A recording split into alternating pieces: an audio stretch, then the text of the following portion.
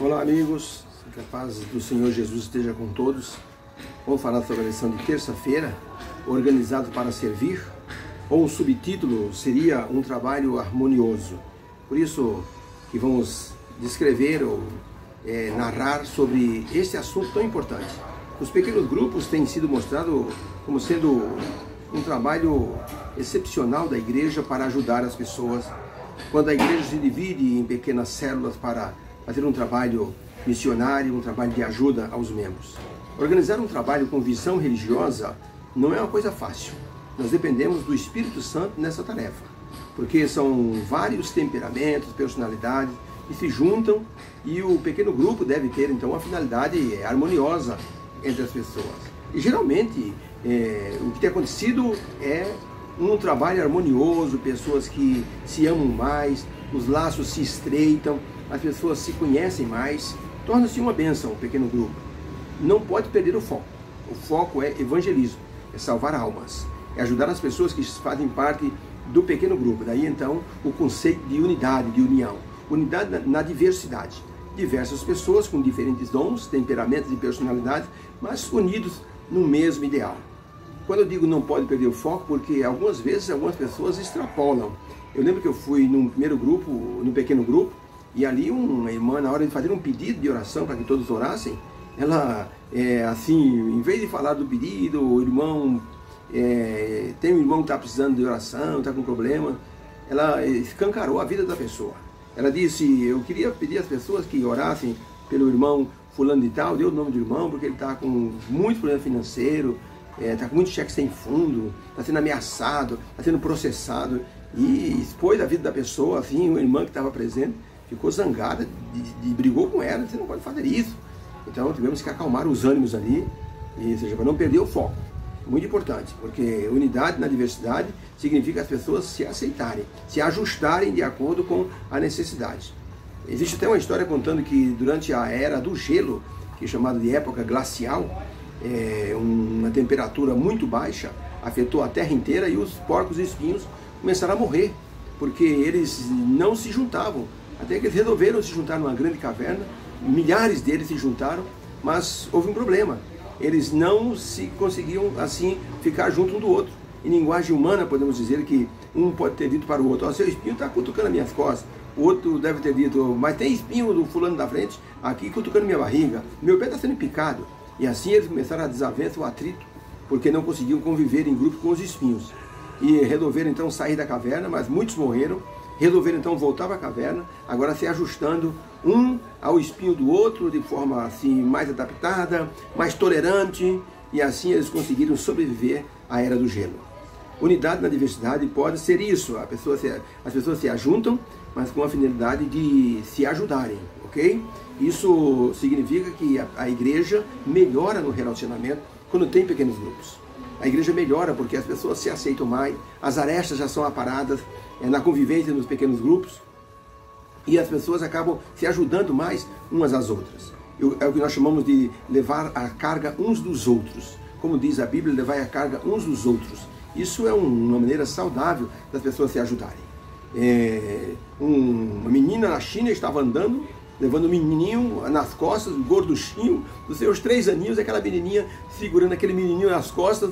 Passou um sacerdote, olhou e disse, menina, esse menino é muito pesado para você. Ela olhou, sorriu e disse, mas ele é meu irmão. E saiu feliz carregando o menino. Isso é um ensinamento muito maravilhoso nas palavras dessa menina, tá? Ele é o meu irmão. Isso significa que carregar as cargas uns dos outros significa que nós assim, nos ajudaremos como irmãos em Cristo.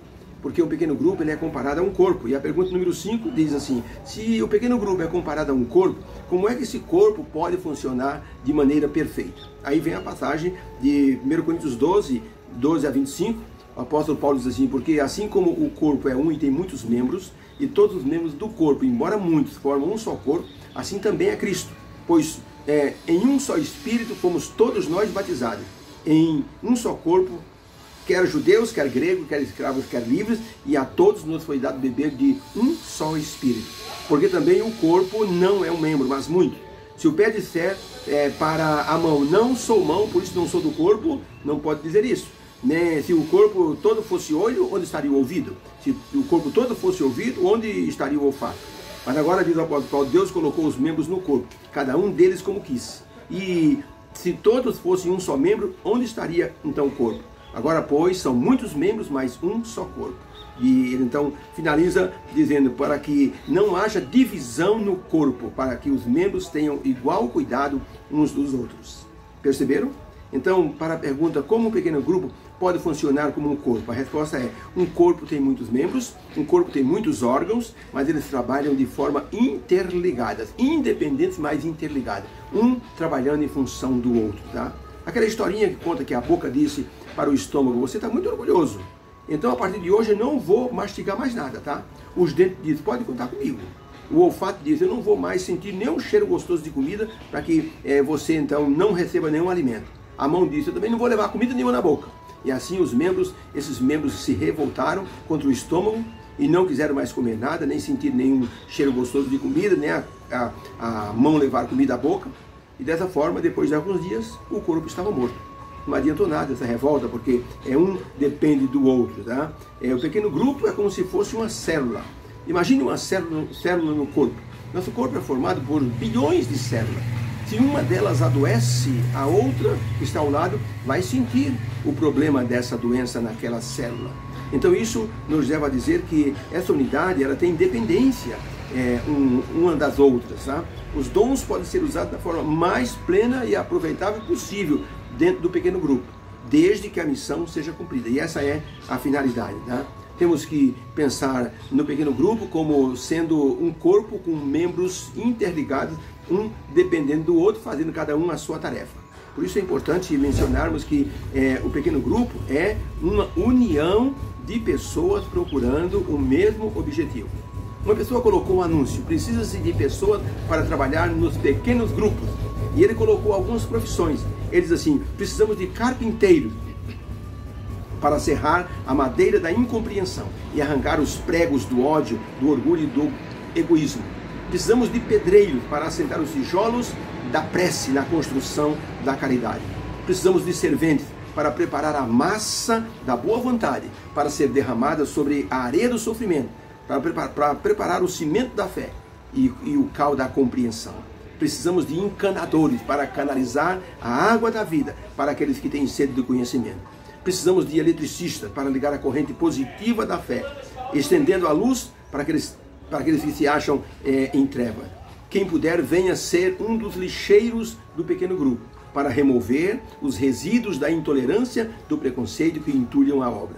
Não podem faltar aprendizes, dizia o anúncio. Temos vagas abertas para pessoas de boa vontade de qualquer idade. E anunciava o seguinte, não precisamos de mestres, porque já temos bastante. Finalmente, diz assim, local da obra, onde tiver pessoas precisando assim, de restauração. Prazo da obra, até a volta de Jesus. E aviso final, venham logo, porque já estamos com o prazo esgotado para entregar o trabalho para o Senhor Jesus Cristo.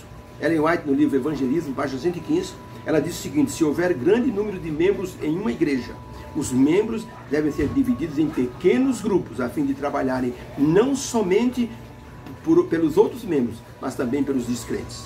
Aquele camarada, aquele pastor Paul Young Cho, da Igreja do Evangelho Pleno, leu com certeza esse texto e dividiu a igreja dele em pequenos grupos e se tornou uma bênção em nosso século. Todos em um.